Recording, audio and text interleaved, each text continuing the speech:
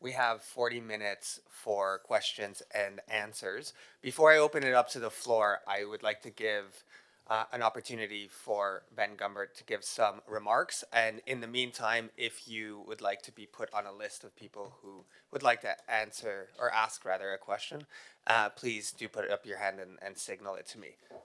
Ben, the floor is yours. Thanks. I'm not quite sure what gives me the privileged position. I'm very grateful for it, but I suppose it's because Julia and I have recently, purely by coincidence, blogged our views on some of the concrete steps which could be taken to make things happen more quickly. And in many ways, there are small things which could be done at a low level. I suppose I would say this, I invite you to have a look on the EGIL Talk website at that blog. But right now, there are just a few things that I'd like to say which arise out of the discussion and touch on some of the points which Julia and I wrote about. There's been a lot of mention of collegiality. Lorraine mentioned it first. It seems to me that actually quite a lot of the discussion really comes under a different heading, which is civility, not being rude to each other. I want to talk about some more positive aspect of collegiality. And perhaps bizarrely, I want to quote Judge Tarfusa in a recent decision which he issued.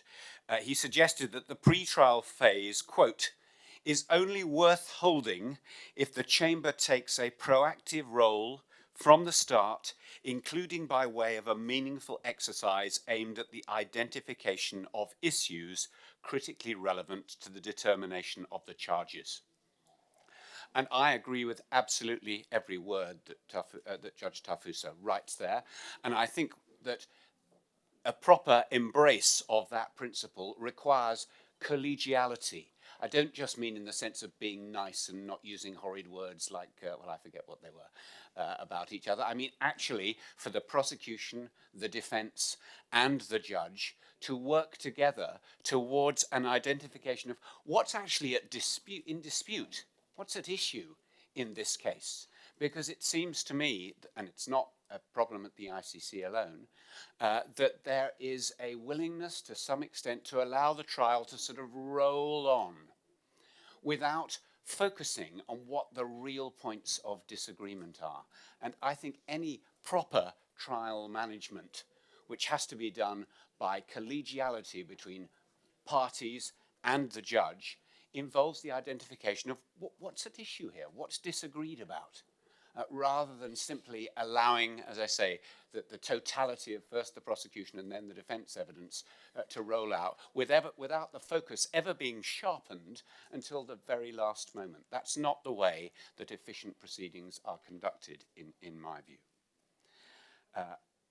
The second point I'd make is actually, Shehzad has stolen my thunder. I absolutely agree with him about regulations. I'm slightly at a loss as to why we are in the territory of guidelines. As I understand the making of regulations, they can be achieved by a majority of the judges in plenary. That's a golden opportunity for the judges under the leadership of a president who wants to try and make the law more certain for those people who are involved, victims, accused persons, counsel for those persons, to know what the law is before the whistle goes and we start kicking the football. I think that's tremendously important and frankly an opportunity being missed at the moment. 3 examples.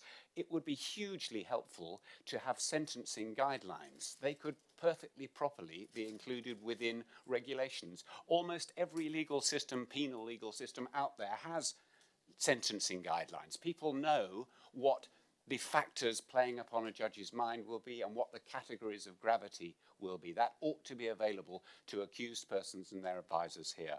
Similarly, dealing with experts. There is a practice direction where I come from in England and Wales, which sets out how expert evidence and competing expert evidence should be dealt with. Judges don't have to reinvent the wheel every time. Vulnerable witnesses. Again, there's a great corpus of good practice out there. including by the use of taking evidence before the trial even starts, which is open to us at this court by virtue of Article 56. There ought, in my view, to be standard practice about how that is done, and I cannot see why it shouldn't be in the shape of regulations, because it would then have binding, predictable effect. Key performance indicators. You took me by surprise, Shehzad, when you said that there was a report on it this week. When Yulia and I blogged, there appeared to have been a kind of crash and burn on this front. There had been reports up until 2017 in response to the resolution at the December 2014 ASP, but thereafter there had been a resounding silence, and effectively KPIs simply seem to have been either abandoned or lost in a morass of other things which people had to deal with. I think it's vitally important that once the Assembly of State Parties does take an interest in something as potentially productive as KPIs, that they really follow through on it. And it seemed to me, for a while at any rate, that the ball had been dropped. Two more points, if I may, and I'm sorry that I'm banging on slightly longer perhaps than had been hoped for. What we need here to make things efficient is docket pressure. In all our domestic jurisdictions, the real reason why things are efficient, why judges have to do things fast, why counsel aren't allowed to bang on and on for hours, is because there are lots of cases stacking up behind. There simply isn't time to have the luxury of 10-month delays between the end of proceedings and judgments, thick forests of footnotes about slightly academic disagreements. There isn't time for that.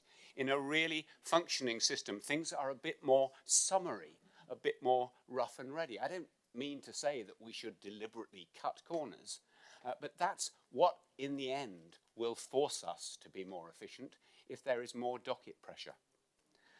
And last, we shouldn't flagellate ourselves too much, I suggest.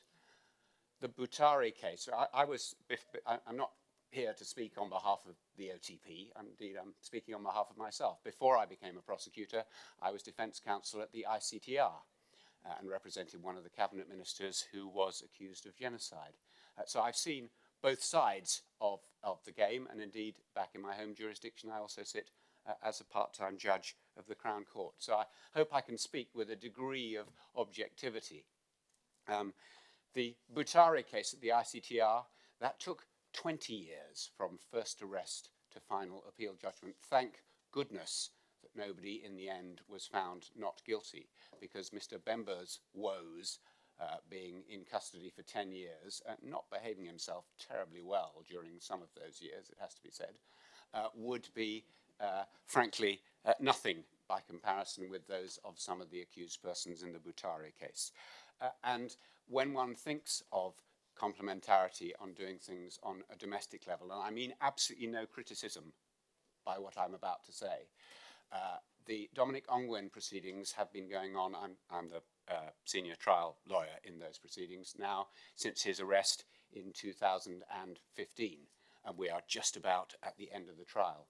Thomas Coelho, roughly similar in seniority, roughly similar in the kind of crimes that he is accused of, has been in custody for 10 years in domestic proceedings, and those proceedings, frankly, are doing no better than stumbling along, and the surface has hardly been scratched. So, culpable as we may be in not moving things forward as efficiently and as quickly as we should, we need to recognise that these, as Liz said a moment ago, are hard cases. There isn't a way of making things happen with great rapidity and efficiency. We have to try and take small, incremental steps, little by little, to do better and better. Thank you. Thanks very much, Ben. Okay, I have three people who want to add questions. Please keep them brief. So I have Thomas, Philip, and Ambassador Wenaweser. Speak loudly so the room can hear you. Sorry? And Tia. Yeah? Okay, so we'll start with Thomas. Thomas Fairfuss, Journalist for Justice. I had actually raised my hand and was put on the speaker's list before Benjamin started to answer in great detail many aspects of the question I was going to ask. So I will frame my question quite generally to invite other reflections on the matter. This confirmation process was put into the statute in Rome in 1998 because observers from civil law countries were quite shocked by some things they could observe in the UN ad hocs. The confirmation process was something in camera between the prosecution and the judges. When the suspect was apprehended, he was just asked to confirm his name and date of birth, and he could just say yes and no to the different counts in the indictment. And if he thought he was innocent, he was not allowed to explain why, as one would see in civil law courts. And sometimes we, as civil law observers, were quite shocked when we saw that it took years before, after the end of years of prosecution case, and then maybe a no case to answer motion or a lengthy defense case, the suspect was acquitted. So when we saw that the confirmation process was introduced into the system as a kind of filter, it seemed to be a very positive thing of civil law culture that was introduced, because it should allow to filter out unfounded cases at a very early stage. When we look now at the practice of the ICC, we see that there can be lengthy cases like Gbagbo, where the confirmation phase lasts much longer than we initially thought that would be, and those cases then end with an acquittal anyway. So I can ask my question more general, in more general terms. As Benjamin has already answered in quite some detail. What do the panelists think can be done to improve the confirmation process? Should rules be changed? Should the statute be changed? Must the rules of procedure and evidence be changed? Or is it just a matter of professionalism and attitude of the judges? Thanks. I'll collect a couple of questions and then return it to the panel. Is that, yeah? Okay. Philip, and then Ambassador Wenaweser.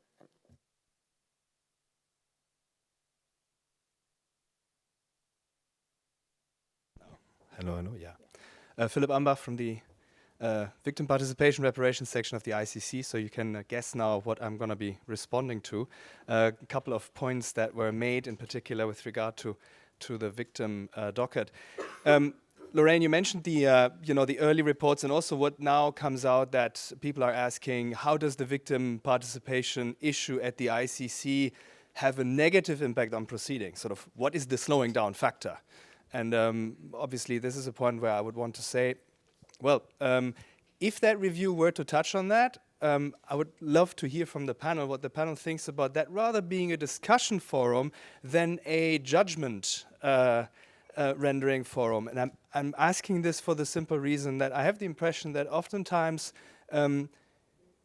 things are being said in terms of, well, victim participation at the ICC is a novel feature, therefore it has to be somehow slowing down the proceedings. Maybe it isn't. And I'm saying that because we have seen a couple of novel developments thanks to good decision-making on the side of, in particular, for instance, the pretrial chambers in the more recent cases. And that was then a lesson or lessons learned, maybe also from previous instances where first steps had to be taken. So we shouldn't be maybe too harsh on why certain things have lasted a bit longer, be that in the participation, be that in the reparations docket. So I think, and I hope that the panel can respond to that, whether one can frame this more as a discussion forum, because they have the impression that there's a lot thrown in the pit, but nobody really then wants to discuss the real details and go to the bottom of what is really maybe a factor to be considered and not.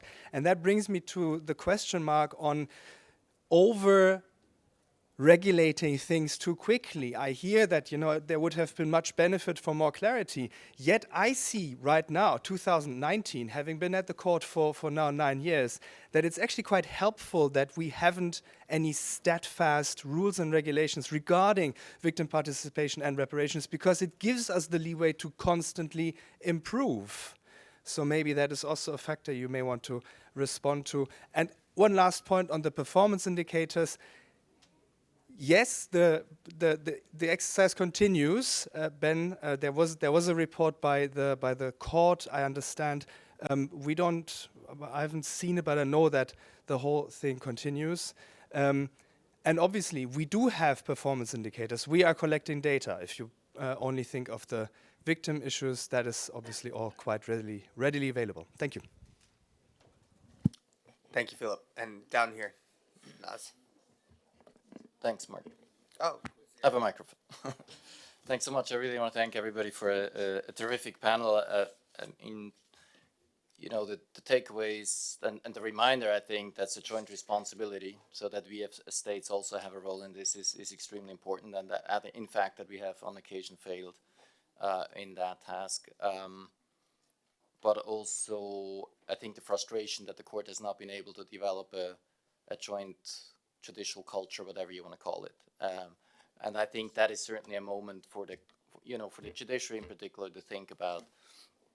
And I think the review offers that opportunity. But I wanted to ask a question on or comment on the preliminary examination issue, which I think is actually a perfect example how the review could productively be held, because I think it needs input from states, and ultimately it's up to OTP how to deal with that. But it seems to me that the PE has in a way developed into something it was not intended to be. So if your goal is to get a state to engage in its national proceedings, why do you need to open a preliminary examination? Can you not achieve that by different means, by engaging with that state directly, by making public statements, by engaging with other states that are engaging with that state? Because the problem with opening a preliminary examination is that you don't get out of it, because you cannot close that unless you want to make the statement, this is no longer a concern to me. And that's a trap. And I think that's a trap that the court has fallen into. And, sometimes it was on one occasion, the case of Colombia, sort of saved by the circumstances, and all of a sudden it looked like a brilliant strategy not to have a PE that lasted for over a decade. But it wasn't, in my view. And if you talk to states that are affected by this, nobody thinks it's a good practice. And we as states that are not affected don't think it's a good practice. Why don't you use a different tool and then have a different escalation level, so to speak? Because the moment you do open a preliminary examination, you are in fact beginning what I think was originally the intent, namely you're getting close to opening an investigation. So my question really is not the tool in a way used more effectively in a different manner? and finally, Tia. Thank you. Mine is not a question, but a comment to complement what Lorraine said about the impact of all this delayed decision making and so on the perceptions of legitimacy from the point of view of the victims. Now, my comment is on something that is slightly different in the sense that it concerns the situation in Darfur in Sudan, which is yet to make its way to the docket of the ICC here. It just so happens that in a previous life, in 2009, I was one of the people that had been asked to undertake investigations as part of a high-level panel for the African Union, supported by the United Nations, on the Darfur situation. And we spent almost 9 months traveling in and out of Sudan, particularly spending our time in Darfur, talking to various people that were involved in this problem, but particularly the victims that were forced out there in the IDP camps, in the internally displaced persons camps and so on.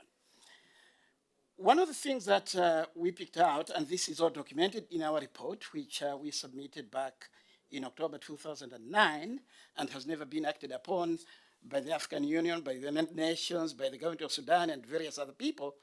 One of the things that we picked out was this crisis of expectations among the victims of the conflict. Because whenever we talk to these people in the IDP camps, they would say, first of all, we don't even want to hear about al-Bashir being tried in this country. We have no confidence in the Sudanese judicial system. We want him to be taken out and be tried at The Hague. And we asked why you believe that The Hague would be a better place for this trial rather than here where the crimes have been committed. And they say, well, we would never be compensated for our broken lives. We have lost property, our villages have been wiped out. There was a scorched earth policy that the Janjaweed and the Sudanese government forces basically implemented. And we think that the only help that is possible and the only people who can help us are the International Criminal Court in The Hague. Now, that to me suggested that even before people see investigations take place, even before people see a trial start, there is a certain expectation that builds up about what the ICC is capable of doing for them. Now, these might be misplaced expectations, and part of the conversation we are having here is precisely that in some cases, this has not turned out to be the case. And perhaps, and I say this in the context of what you said, one, about the gaps in relation to the information that victims have about the ICC processes and what it means for them and what it can do for them. But secondly, also the gaps just in terms of how we wrap ourselves around the issue of reparations. Because here you have potential victims in a potential case that will come to the ICC with the changes that have gone on in Sudan, hopefully, already talking about or anticipating reparations that they think they will be entitled to. Now, of course, it doesn't mean that this will be the end result if the case is actually aired out here. But I thought this is important because it really does force us to concentrate our minds again about the impact of all this on victims of these atrocity crimes. Thank you. Thank you very much. Okay, so we'll. I apologize. Tia Malua, I'm a professor of law at Penn State University, but also a member of the Africa Group on Justice and Accountability, AGJA, which works in collaboration with Wayamo. Thank you. Thanks very much, Tia. Okay, I will turn it back to the panel for some remarks. There's a lot there, so maybe we'll start on my right and go towards the left.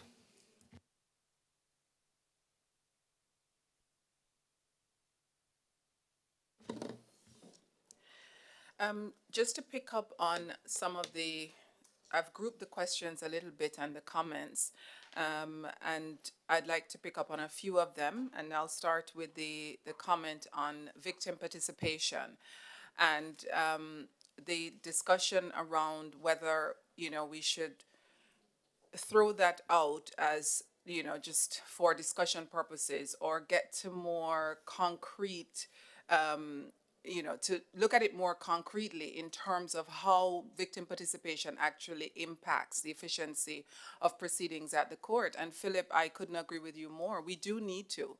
We actually need to look at the progression that has been made since the early days of victim participation in the Lubanga case, in the Katanga case, and the Bemba case, which had the largest numbers, and see how that has evolved. And I can say that, so for example, in relation to what role the victim should play, for example, at the appeal stage. I can remember a decision of the appeals chamber in the Kenya situation when victims were asking to participate there. And after an interlocutory appeal, when the matter came back to the pretrial judges, they had no idea what to do. They basically said, well, we had received no guidance from the appeals chamber. And it, I think, then catalyzed, even amongst those judges, a sort of thinking about how do we approach this. But I still feel that said, there is still a sense that victim participation and its effect on the efficiency of the proceedings is one of those issues which will have to be looked at in a lot more detail. I remember Judge Fulford in Lubanga saying, there was nothing, I think he said it in a speech, there is nothing to suggest that the victim participation in that case significantly lengthen the proceedings. In fact, he found it helpful because there were certain nuances that about the Congolese culture that they wouldn't have known had victims not participated. Yet you have filings by the defense counsel in the Bemba case that said the victims were third parties. They were a second prosecutor. They got a chance to do what victims in other cases didn't get a chance to do, to ask all sorts of questions and to be inappropriate. So I think it is one of the issues that's listed on in the matrix for independent review. And I do think there is still scope for us to look at exactly what victim participation means at every stage and how that could potentially impact the overall efficiency. And also look at it from the perspective, not just of the overall efficiency of the process, but from the perspective of the victims. I can't recall where I read it, Ben, I don't know if it was in your blog, as to whether there has been any empirical data from the perspective of victims as to whether or not they think that their participation in the whole process at the ICC has been positive for them. And I think I don't think that the review process will do that. I think that would be making the independent expert review a bit too broad. But it is clear to me that we need to look at what it has meant to have victims involved in the process, look at where we are now, and it certainly has been some progress, as Philip has alluded to. The judges have made important decisions in relation to the participation at the earlier stage of proceedings, and I think that looking at the whole composite of what that means is going to be an important part of the review. So I fully support that. In relation to the confirmation of charges process, Thomas, I can tell you that in some of the earlier reports on this, including by us at the IBA, there was a lot more skepticism about whether the pretrial process was as efficient as it could be. At that time, it took a lot longer for the confirmation of charges proceedings to take place. Since then, since that report, we've seen expedited confirmation of charges hearing. We have seen relatively short confirmation hearings, which tells us that potentially the confirmation of charges proceedings have some utility. The question is whether that is consistent and whether the Chamber's practice manual will ensure that that remains consistent. And I think it's very important, again, for us to bear that in mind in terms of the level of flexibility that is required, because it's still too early to say whether we should sort of throw the baby out with the bathwater and forget about pretrial process and go back to the ad hoc model. I do think there is utility to it in ensuring that the trial process is more efficient. The question is whether or not that is something that is working as it is now. And I can stay from here and say I think it has improved. I'm going to leave it there because I see you nodding, which means time is going. Thanks very much, and sorry about that. Shehzad. Yeah, okay, I'll be quick. I think on performance indicators, just to make the point that although there was a report last week, the key point is that those performance indicators have been embedded into the court's strategic plan 2019 to 2022, and I think that's much more critical ultimately, as that's the result of the work over the last few years. I think just picking up on Lorraine's point on victims' participation, you're right that Judge Fulford did say that they added value and only about 2 weeks additional to the proceedings. That said, that was a case with 50 victims. We're looking at Bemba, which has over 5,000. That is going to put a burden and a strain on the proceedings. But that goes to a broader point I wanted to make, which was that the Rome Statute was not designed with speed and efficiency as its primary goal. It was a political and legal exercise to combine systems. And if we now are trying to retrofit efficiency into that system, that's going to be a much more radical exercise than the one I think is currently planned. Victims' participation will slow things down. That is a political choice that states have to make. That doesn't mean that that can't be made more efficient. It certainly can. But as I said in one of my comments earlier, there are inbuilt delays in the system, which frankly has been a political choice that states have made, and there is something here about not sacrificing speed for value and quality. So I think, address the question on preliminary examinations and whether there should be a different tool if the goal that's being pursued is to catalyze national proceedings. And I definitely understand where the question comes from, because now we have a category of preliminary examinations in which there are very different situations. And I think that can maybe not be as helpful in terms of trying to really understand what's working and what could change. And to be absolutely clear, that I think that there have been a number of preliminary examinations that went beyond, in terms of duration, any reasonable explanation as to why the office hadn't taken a decision to move forward to an investigation. I think that was the case for Georgia. I think that was the case for Afghanistan. And I'm sure there are others. And so I can see that it creates perhaps more difficulty to really drill down as to what's working and what's not working if you're treating things that are very unalike in a like way. And so the idea of trying to break out those situations in which at that point the Office of the Prosecutor is actually trying to catalyze national proceedings into a different category would at least help focus minds on the issues. But I think it's it's unlikely to be helpful or to work ultimately, and one of those reasons is the process by which preliminary examinations are started. So you can have Article 15 communications, which trigger a preliminary examination. And I'm not sure at that point you'd have any basis really to be able to say, okay, or what the legitimacy of saying, okay, we as the Office of the Prosecutor assign this to a basket, which is no longer a preliminary examination, but it is something else. But beyond that, I think when we've looked at how engagement between national authorities and the Office of the Prosecutor works, the preliminary examination framework is actually what helps and what provides this opportunity.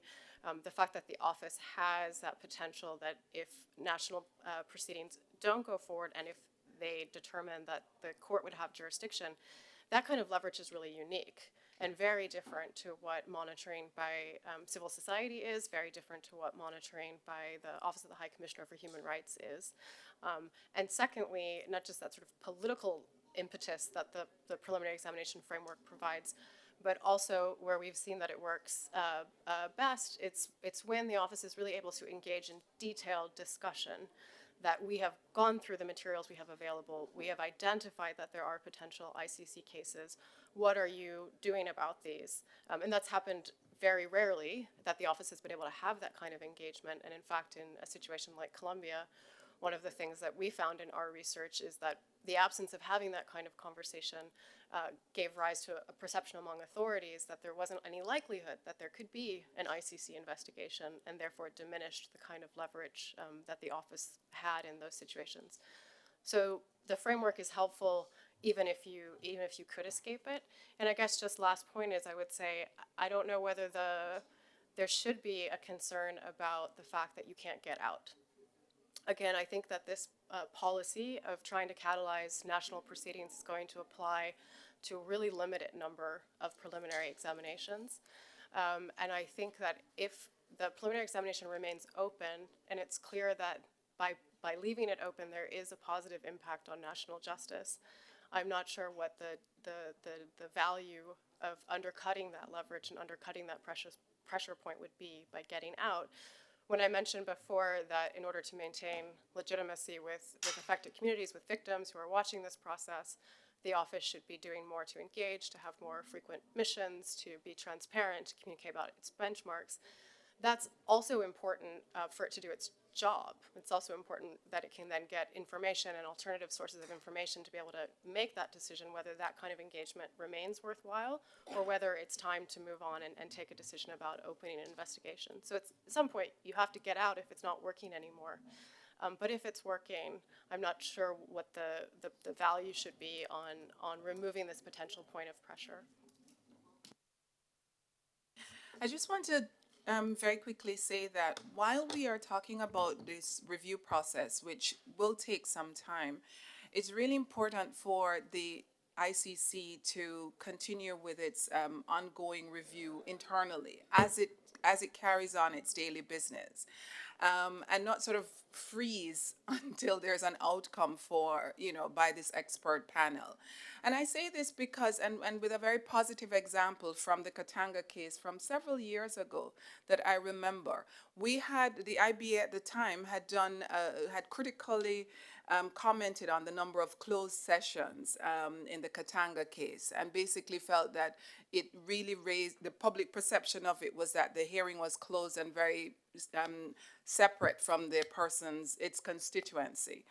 And the judges the judges basically approached the parties and said, we're concerned about that. And they initiated a review of that process. And the registry did that review and found that factually there weren't as many closed sessions as we, the external monitors, perceived. There were actually far less than we perceived.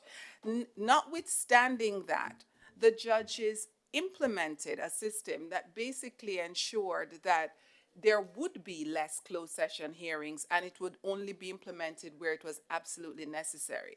And that level of proactivity led us actually to commend the judges in the following report. And that is to say that there was just a constant sense of, we internally review our practice as we go along. As Liz said, we are doing our job. So when we sense or when we are aware of certain criticisms, either coming from the parties or coming from external sources that we consider credible, we take the steps right then and there. We do not wait for a major review. And I think it's important to state that it is really critical that there isn't a sort of freezing while this independent review process is ongoing. It's going to last for some time, and we want to make sure that the judges and the chambers do what they need to do in terms of constantly reviewing their own practice to make it efficient, pending any external review. Well, thank you. Thank you very much. Before I close, I've been asked to invite you to eat some of the very large amount of fruit that we have. It is our way of thanking you for your time. But before we close the session, please join me in thanking these panelists for theirs.